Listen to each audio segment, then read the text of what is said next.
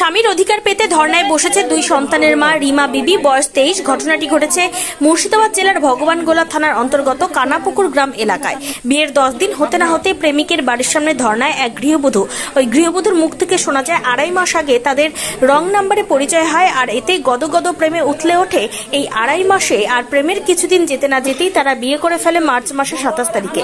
তারপরে স্ত্রীর অধিকার পেতে ধর্নায় ওই গৃহবধূ রিমা বিবি কানাপুকুর এলাকার ওকিপুর শেখ নামে এক যুবকের বাড়ির সামনে। ঘটনা সূত্রে জানা যায় ওই গৃহবধূর আগের এক স্বামী ছিল এবং 2টি বাচ্চাও আছে, একটি 5 বছরের এবং একটি 3 বছরের। কি করে ছেড়ে আসতে পারলো স্বামী ও বাচ্চাকে এই গৃহবধূ? ঘটনাস্থল থেকে পলাতক যুবক ও যুবকের পরিবার। তিনি বলেন, আমি স্বামীর বাড়ি থেকে যাব না, স্বামীকে নিয়ে যাব, না হলে এখানেই মরবো। ঘটনার খবর শুনতে পেয়ে ঘটনাস্থলে ছুটে আসে ভগবানগোলা থানার পুলিশ। নিজের বাড়ি এসেছি।